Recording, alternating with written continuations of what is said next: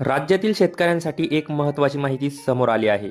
खरे तर विधानसभा निवडणुकीत महायुती सरकारने शेतकऱ्यांना पुन्हा सत्ता स्थापित केल्यास कर्जमाफीचा लाभ देऊ असे आश्वासन दिले होते.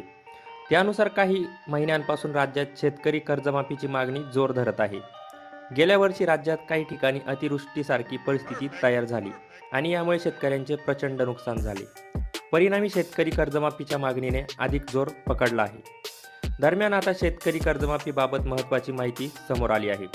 खरे तर याआधी महाराष्ट्र राज्य शासनाने 2 वेळेस शेतकऱ्यांना कर्जमाफीचा लाभ हा दिलेला आहे. आणि कर्जमाफी आता यावेळेस कोणाला भेटणार आहे आणि कोणाला नाही भेटणार ते पण ह्या व्हिडिओत तुम्हाला कळणारच आहे. जर चॅनलवर नवीन असाल तर चॅनलला सबस्क्राईब करून घ्या. 2017 मध्ये तत्कालीन मुख्यमंत्री देवेंद्र फडणवीस यांच्या सरकारने आणि 2019 मध्ये तत्कालीन मुख्यमंत्री उद्धव ठाकरे यांच्या सरकारने राज्यातील थकबाकीदार शेतकऱ्यांना कर्जमाफीचा लाभ दिलेला आहे. आता पुन्हा एकदा देवेंद्र फडणवीस सरकार शेतकऱ्यांना कर्जमाफी देण्यासाठी सज्ज झाले असल्याचे दिसत आहे.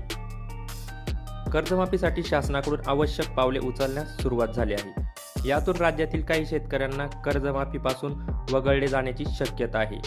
राज्य शासनाने राज्यातील सर्व जिल्हा मध्यवर्ती बँकांकडून कर्जमाफीच्या पार्श्वभूमीवर 2 भागात माहिती मागवली आहे.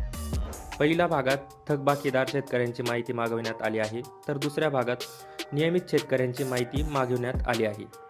आता बघा कोणत्या शेतकऱ्यांना कर्जमाफीचा लाभ मिळणार नाही.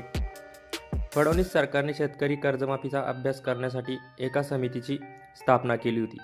ही समिती गेल्या 3-4 महिन्यापासून कामकाज करत असून एप्रिलपर्यंत या समितीचा अहवाल सरकार दरबारी जमा होण्याची शक्यता आहे.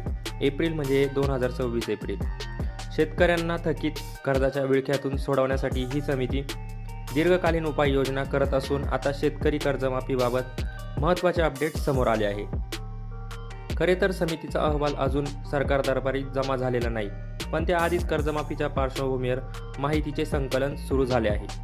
मिळालेल्या माहितीनुसार महाराष्ट्र राज्य शासनाच्या माध्यमातून सहकार विभागाकडून मुंबई वगळून इतर सर्व जिल्ह्यांमधील मध्यवर्ती सहकारी बँकांना विहित नमुन्यात जून 2025 अखेरपर्यंत थकबाकीत असणाऱ्या शेतकऱ्यांची आणि आर्थिक वर्ष 2020 आणि 21 पासून ते 2024-25 पर्यंतच्या नियमित कर्जफेड करणाऱ्या शेतकऱ्यांची माहिती मागवली आहे. याबाबत सहकार विभागाकडून जिल्हा मध्यवर्ती बँकांना पत्रसुद्धा पाठवण्यात आले आहे.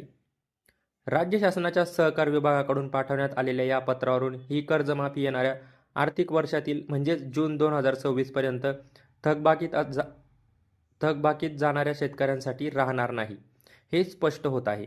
तसेच यातून नियमित कर्जफेड करणाऱ्या शेतकऱ्यांना सुद्धा प्रोत्साहन अनुदान दिले जाऊ शकते असे कयास बांधले जात आहे.